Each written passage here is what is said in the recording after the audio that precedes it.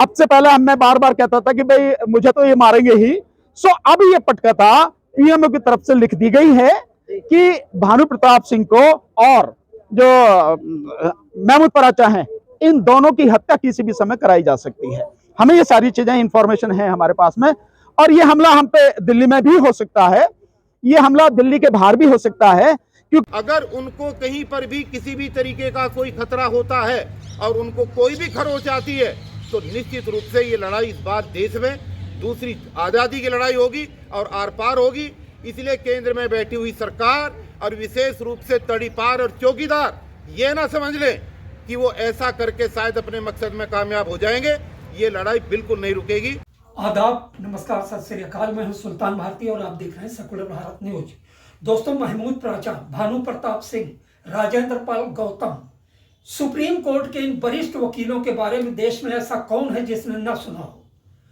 EVM हटाओ, ballot से चुनाव कराओ जैसे मामूली मूवमेंट को राष्ट्रव्यापी जन आंदोलन में बदल देने का श्रेय इन्हीं लोगों के साथ एक बेहद खास शख्सियत को और जाता है, और वो है ठेकेदारी हटाओ जैसे मूवमेंट से जनता से जुड़े और आज देश भर में जाने जा रहे इंजीनियर डीसी कपिल। आज एक प्रेस कॉन्फ्रेंस में चारों मौजूद थे, इसके बावजूद कई और दिग्गज हस्तियां मौजूद थीं, और वहां पर वरिष्ठ वकील राजेंद्र पाल गौतम ने प्रेस कॉन्फ्रेंस में यह बताकर सनसनी फैला दी कि निकट भविष्य में महमूद पराचा और भानु प्रताप सिंह पर प्राणघातक हमले हो सकते हैं, इनका कत्ल किया जा सकता है। इसके बाद मेन मुद्दा किसान आंदोलन और ईवीएम हटाओ वाला हाशिए पर चले गए, और ज्यादातर पत्रकारों के सवाल इन्हीं दो वरिष्ठतम और विख्यात वकीलों के ऊपर होने वाले तथा कथित हमले जो भविष्य में हो सकते हैं, उन्हीं से संबंधित सवाल पूछे जाते रहे।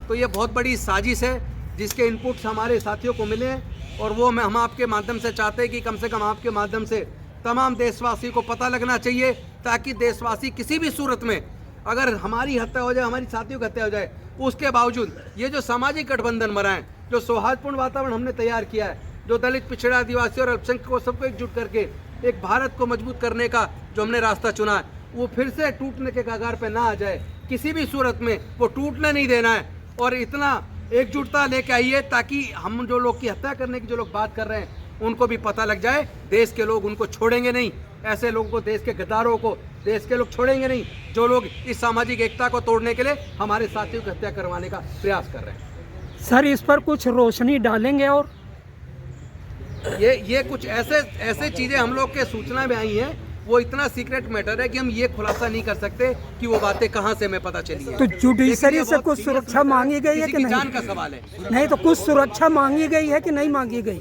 जो 5 लोगों का जो कोऑर्डिनेशन टीम इस मूवमेंट को लेके चल रही है, इन 5 लोगों की ही जान को खतरा है। लेकिन मेन जो हमारे पास इनपुट आए वो किसी तरह हिंदू और जो मुस्लिम और दलित के बीच में किस तरह इनमें फाट डाली जाए, किस तरह एक दूसरे पे हमला करवा के इनके बीच में एक दरार पैदा कर दी जाए ताकि पूरे देश के अंदर चुनाव को पोलराइज कराया जा सके। इसके लिए सारी साजिश रची गई है। तो क्या आप सुरक्षा चाह रहे हैं सरकार से?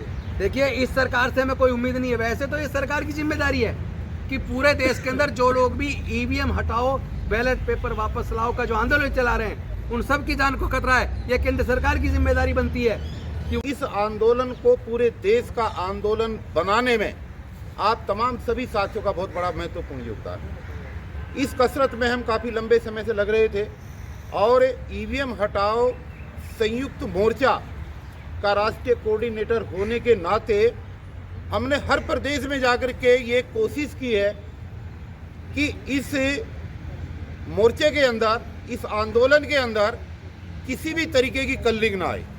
इसको कोई दलितों का मोर्चा, मुस्लिमों का मोर्चा, वकीलों का मोर्चा, ओबीसी का मोर्चा का करार ना दे। इसलिए तमाम प्रदेश वाइज जो हमने टीमें बनाई है, उसमें सभी वर्गों का सहयोग हमें पूरा देश के अंदर मिल रहा है। बहुत सारे हमारे ऐसे हैं जो ब्राह्मण वर्ग के साथी हैं, राजपूत वर्ग के साथी हैं, और क्रिश्चियंस हैं, बहुत अलग अलग जगह में, अलग अलग जगह पे हमने उनको जिम्मेदारी दी है और वो तमाम साथी इस आंदोलन को वहाँ पर बहुत मजबूती के साथ संचालित कर रही है।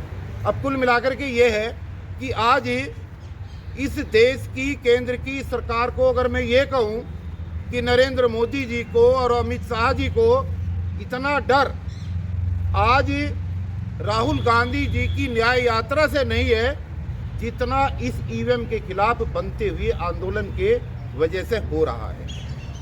इस विशेष प्रेस कॉन्फ्रेंस में महमूद पराचा, भानु प्रताप सिंह, डीसी कपिल, राजेंद्र पाल, गौतम के अलावा भी कई लोगों ने सवालों के जवाब दिए। बाद में मैंने भानु प्रताप सिंह से अलग से, क्योंकि हिट लिस्ट में महमूद पराचा के साथ वो भी शामिल है जिनके ऊपर ये हमला होने की संभावना जताई गई है, मैंने उनसे अलग से इस बारे में बात की। एक रिपोर्ट। पहले मैं बार बार कहता था कि भाई मुझे तो ये मारेंगे ही। सो अब ये पटकथा पीएमओ की तरफ से लिख दी गई है कि भानु प्रताप सिंह को और जो महमूद पराचा हैं, इन दोनों की हत्या किसी भी समय कराई जा सकती है। हमें ये सारी चीजें इंफॉर्मेशन है हमारे पास में, और ये हमला हम पे दिल्ली में भी हो सकता है, ये हमला दिल्ली के बाहर भी हो सकता है, क्योंकि न केवल मेरे बल्कि महमूद पराचा जी के और हमारे जितने भी साथी हैं, इन सबके फोन लगातार आईबी के माध्यम से टेप किए जा रहे हैं। और साथ में मेरे साथ इतना तक है कि मेरे परिवार का हर फोन रिकॉर्ड किया जा रहा है, हमारी हर मूवमेंट जो है वो की जा रही है। इसमें भी जो सबसे खतरनाक बात है वो बात बहुत ज्यादा गंभीर है। वो केवल हमला ही नहीं, ये तो मुझे जैसे मैंने पहले बताया कि वो मुझे मारेंगे ही, महमूद पराचा को भी मारेंगे ही, ये तो हमें मालूम। जो सबसे गंभीर बात है कि मुझे मरवाने की जो साजिश है वो इस तरह से है कि मुझ पे हमला मुस्लिम समाज के लोगों के माध्यम से कराया जाए। हालांकि वो मुस्लिम समाज के लोग नहीं होंगे, होंगे ही नहीं के, जैसे ये मंदिर में मीट वगैरह फेंके सब लड़ाते रहे, होते वही लोग हैं, लेकिन नाम लगाया जाता है मुस्लिम का। और ये हमला इस तरह से क्यों कराने की प्लानिंग है कि ताकि न केवल आदमी मर जाए, बोलने वाले लोग मर जाएं, बल्कि इनकी वजह से जो आपस में पूरे समाज की एकता बनी है, जो लोगों के बीच में भाईचारा बढ़ा है, जो सारे लोग इकट्ठे हुए हैं, चाहे एससी, एसटी, ओबीसी, माइनॉरिटी और जनरल समाज के लोग, वो लोग जो लोकतंत्र को पसंद करते हैं, वो लोग जो संविधान में विश्वास रखते हैं, ये सारे लोग जो इकट्ठे हुए हैं, ये एकता सरकार के लिए खतरा है, मोदी के लिए ये बहुत खतरा है। इसलिए मोदी और अमित शाह ने मुझे मारने के, ये आप बतेरे लोग हैं, देने वाले, ऐसी बात नहीं है। आपने को सुरक्षा मांगी है सर सरकार से सुरक्षा मांगने की क्या, सुरक्षा वालों से मरवा देंगे वो भाई? डर किस बात का लगता है भाई? हमें मालूम है ये लड़ाई है, ये जंग है, ये लड़ाई है, ये जंग है। इस जंग में कुछ भी हो सकता है। जहां तक इनपुट की बात कर रहे हो, क्या बीजेपी में ऐसे लोग नहीं हैं जो मोदी को पसंद नहीं करते? इनपुट तो कहीं से भी आ सकता है। तो बहुत ऐसे लोग हैं बीजेपी में जिनको मोदी ने जो बिल्कुल राजनीति में ठिकाने लगा दिया। कहीं से भी इंफॉर्मेशन आ सकती है, इस चीज को छोड़िए, लेकिन ये इंफॉर्मेशन पक्की है। सो जैसे हम लोग बाहर मीटिंग करने जाते हैं, कहीं भी हम पे हमला कराया जा सकता है। भाई मीटिंग के लिए लगातार हम लोग जा ही रहे हैं, सो बाहर भी हमला हो सकता है, दिल्ली में भी हमला हो सकता है, दिल्ली एनसीआर में भी हो सकता है। और भाई इनके पास सारी चीजें हैं, ये हमारे घर में भी घुस कर करवा सकते हैं, मुझे, मेरे परिवार के लोगों को भी मरवा सकते हैं। इसमें कोई मतलब मुझे कोई आश्चर्य की बात नहीं है। क्योंकि ये लोग, मोदी और अमित शाह, इनकी इतनी औकात नहीं है कि दोनों हमें खरीद सकें, ये हमें डरा सकें, ये हमें गुमराह कर सकें, अपने रास्ते से हमें भटका सकें। इनकी इतनी औकात नहीं है। सो इनके पास रास्ता क्या है? इनके पास रास्ता यही है कि ये हमें मरवा के और जो आपसी भाईचारा है वो खत्म हो जाए। मेरा तो सिंपल एक कहना है लोगों से, हम मर जाएं, हमारी हत्या करवा दी जाए, इसकी चिंता नहीं करना, लेकिन किसी भी हालत में ये जो आपसी भाईचारा बना है, हम सब लोग जो मिलकर चल रहे हैं, इकट्ठे हो रहे हैं, ये भाईचारा टूटना नहीं चाहिए। वो किसी भी शेप में ये सारी चीजें कर सकते हैं, लेकिन इससे परेशान होने की जरूरत नहीं। सरकार डर ही ईवीएम के आंदोलन से रही है। सरकार डर ही ईवीएम के आंदोलन से रही है। सरकार राहुल गांधी की न्याय यात्रा से नहीं डर रही। राहुल गांधी चाहे देश का पूरा चक्कर नहीं, 4 बार चक्कर काटना है और पूरी धरती का चक्कर भी काटना है, अगर ईवीएम नहीं हटेगी तो कांग्रेस या विपक्ष जीत नहीं पाएगा। किसानों को सपोर्ट करने की बात की थी, आज खास मुद्दा भी वही था। किस तरह आपका संगठन सपोर्ट करेगा किसानों? देखिए, उनको हर तरह से हम लोग सपोर्ट करेंगे, मॉरली भी करेंगे, फिजिकली भी करेंगे और लीगली भी करेंगे। जैसी सपोर्ट उनको चाहिए हम वैसी सपोर्ट उनको करेंगे जैसे हमने पहले की थी। बॉर्डर पर जाएंगे? बिल्कुल जाएंगे, जाने में क्या दिक्कत है? बॉर्डर तो ही आने वाला, किसानों को रोक नहीं सकते। इनके आंसू गैस के गोले क्या, तोप के गोले चला दो तब भी किसान रुकने वाले नहीं। आने वाले समय में आप देखना किसान यहीं दिल्ली के बॉर्डर पे मिलेंगे आपको। जुडिशरी ने इलेक्टोरल बॉन्ड के बारे में खुलासा तो कर दिया, लेकिन क्या इसी से जनता का भला हो जाएगा? रोक कब लगेगी? नहीं। वो लोग पकड़े कब जाएंगे? नहीं, देखिए दो चीजें हैं। एक तो रोक लगनी, तो आज के जजमेंट से सुप्रीम कोर्ट ने पूरी तरह से रोक लगा दी इलेक्टोरल बॉन्ड पर, उसको गैर संवैधानिक घोषित कर दिया और रोक लगा दी है पूरी तरह से। जिन्होंने 70% सर खरीदा है उनका क्या होगा? उनके बारे में मेरी क्या बात एक्शन? पहले आप सुनिए आप कि दो चीजें हैं, आपके सवाल दो हैं। एक तो रोक लगा दी है उन्होंने, और रोक लगा दी है कि कोई भी इलेक्टोरल बॉन्ड अब बेचा नहीं जाएगा, खरीदा नहीं जाएगा। दूसरी बात ये उन्होंने ये कह दिया कि भाई सारी जानकारी इलेक्शन कमीशन ऑफ इंडिया को उपलब्ध करानी पड़ेगी। उपलब्ध कौन कराएगा? State bank of India. 6 मार्च तक सारी जानकारी स्टेट बैंक ऑफ इंडिया उपलब्ध कराएगा उनको, इलेक्शन कमीशन ऑफ इंडिया को। उसमें किसने कितना पैसा दिया है, कहां कहां से दिया है, कब कब दिया है, वो सारी जानकारी उन्हें देनी होगी।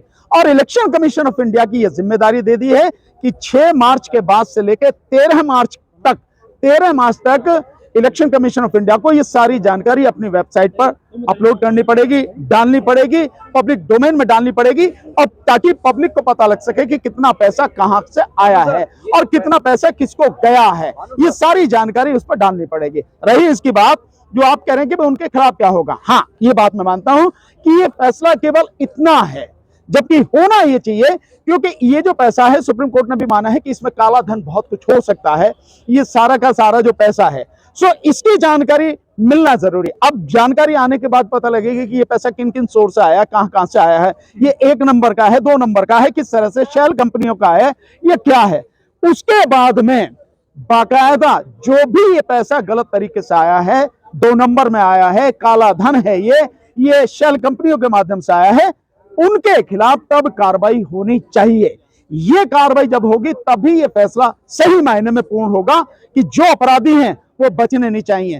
और आज हमारा सामना गुंडों से है, मवालियों से है, जो सरकार के अंदर जनता को, देश की मालिक को धोखा दे के किसी प्रकार से बैठ गए। तो मैं सबसे पहले तो देश की जनता को, जो देश की मालिक है और जिससे गुहार लगाई थी सुप्रीम कोर्ट के 4 जजेस ने कि हम पे दबाव है, आप हमारी रक्षा करो, तो जनता ने उसकी देर में सही, सुप्रीम कोर्ट की देर में ही सही सुनवाई की।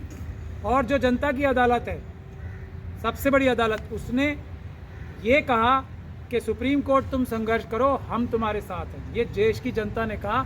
ये फैसला मैं देश की जनता को मुबारकबाद देना चाहता हूं कि आज ये हौसले वाला फैसला देश की जनता के आश्वासन के बाद आया है, ऐसा मेरा मानना है। और मुझे ये यकीन है कि मैं इसमें गलत नहीं मान रहा हूँ, सही मान रहा हूँ।